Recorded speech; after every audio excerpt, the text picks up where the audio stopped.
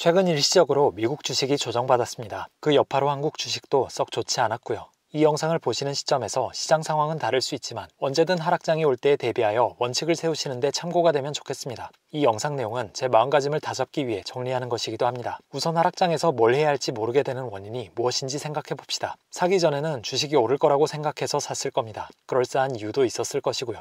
예를 들어 애플을 산 이유가 강력한 브랜드 가치와 계속해서 이용자층이 확대될 것이라는 믿음 때문이라고 생각해 봅시다. 극단적으로 보름 넘게 하락장이 이어진다고 해서 그 이유가 변한 것은 아닐 것입니다. 주가와 관계없이 애플 직원들은 열심히 일하고 있고 아이폰과 아이패드, 맥북은 계속 생산되고 있을 것이기 때문이죠. 사람의 마음이 간사한 것이 어떤 선택을 이성적으로 한 것 같지만 사실은 감정을 합리화시키기 위해 결정한 경우가 많습니다. 가령 주변에서 애플로 돈을 많이 벌었다고 하니까 그제서야 애플이 눈에 들어옵니다. 애플이 계속 오르고 있으니까 앞으로도 더 오를 것이라는 탐욕이나 더 비싸지기 전에 이제라도 올라타야겠다는 조바심으로 매수라는 결론을 먼저 내린 다음 이성적으로 애플 주식을 사는 것을 뒷받침할 이유를 이것저것 갖다 붙이는 경우가 많죠. AI가 아닌 이상 누구나 이 편향에서 자유롭지 않습니다. 평소에는 잘 샀다고 생각하더라도 일단 주가가 떨어지면 두 가지 감정이 찾아오게 됩니다. 하나는 두려움입니다. 계속 떨어져서 내 피 같은 돈이 사라질 것 같은 두려움이죠. 또 다른 하나는 조바심입니다. 지금이라도 이걸 팔고 다른 걸 사지 않으면 지금 벌 수 있는 돈이라도 사라질 것 같은 조바심이죠. 특히 현금이 없을 때 이 조바심은 극대화됩니다. 그렇다면 이 두려움과 조바심의 원인은 무엇인지 그리고 어떻게 대처해야 할지 살펴보겠습니다. 첫 번째로 두려움은 지식이 부족할 때 옵니다.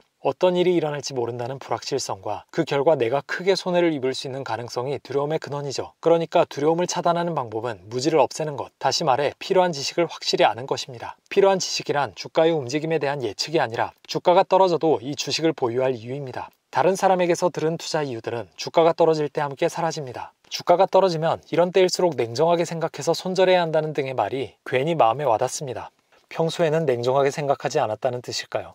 그리고 투자를 추천한 사람이나 자기 자신에 대한 원망이 생기게 되죠. 후회하고 원망한다고 시간이나 계좌를 돌릴 수는 없습니다. 이런 일을 미연에 방지하기 위해서는 처음부터 자기 목소리로 된 투자 이유를 명확하게 가지고 있어야 합니다. 아무리 신뢰할 만한 사람이 추천했다고 하더라도 그 사람의 분석이 빗나갈 수도 있고 운 나쁘게 시장 상황이 안 좋을 수도 있기 때문입니다. 한편 아무리 보잘것없는 이유라고 해도 자신이 정한 이유는 상대적으로 단단합니다. 따라서 기업에 대한 기본적인 분석을 통해 기업의 가치에 대해 파악하고 매수하는 것이 중요합니다. 내가 이 주식을 보유할 이유가 확실하다면 떨어질 때는 할인 찬스가 되는 것이니 빠질 때마다 기쁘게 모아가면 되는 것이죠. 두 번째로 조바심은 자원이 부족할 때 옵니다. 가격이 빠질 때 조금이라도 더 사고 싶은데 그럴 현금이 없을 때 조바심이 극대화되죠. A 종목보다 B 종목이 많이 빠지는데 갈아타야 할까? 지금이라도 순절하고 현금을 보유하는 게 더 유리한 선택일까? 아니면 지금이라도 오르고 있는 C 종목에 올라탈까? 이런 마음이 생기게 됩니다. 하지만 단시간 내에 큰 변동성이 오가는 주식시장의 특성상 시간에 쫓겨서 급하게 결정하면 오히려 현명한 결정을 하지 못할 때가 많습니다. 시험 문제를 풀 때 시간에 쫓기는 채로 마지막에 고칠까 말까 고민하다가 고쳐서 틀린 경험이 있는 분들은 공감하실 것입니다. 그런데 조바심은 사실 개인보다는 기관 투자자의 몫이어야 합니다. 개인 투자자만 자원이 부족한 것이 아닙니다. 오히려 기관 투자자야말로 한정된 시간과 자금 안에서 최고의 수익을 내야 하기 때문이죠. 개인은 분기마다 실적을 보고해야 하는 것도 아니고 투자 실적에 따라 처우가 달라지는 것도 아니죠.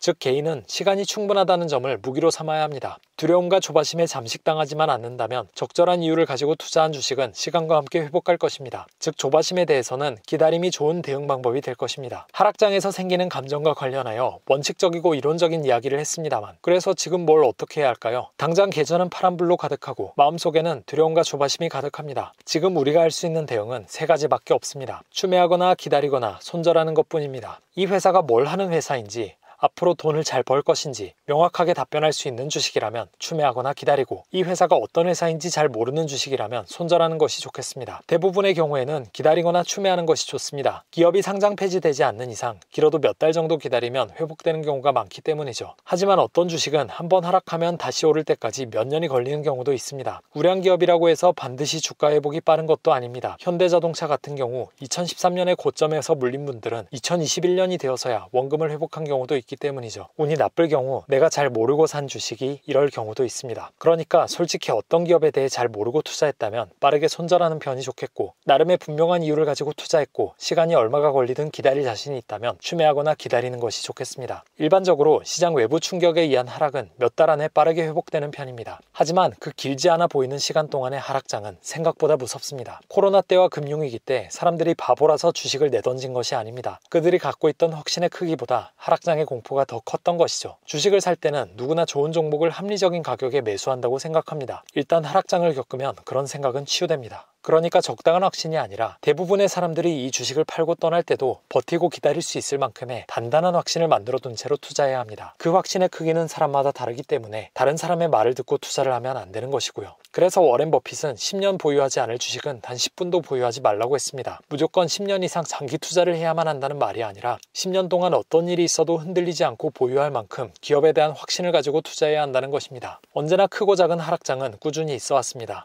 하락장은 마냥 두려워하고 피해야 할 대상이 아니라 받아들이고 대응해야 할 대상입니다. 외부적인 충격으로 인한 시장의 하락은 한동안 매우 두렵긴 하지만 그것을 견디고 기다린 사람들에게는 더 크게 보상한다는 것을 기억했으면 좋겠습니다. 평소에 자신만의 투자의 이유를 명확하게 정리해두고 그 이유가 변하지 않았다면 빠질 때마다 길게 보고 모아가며 기다려보면 어떨까요?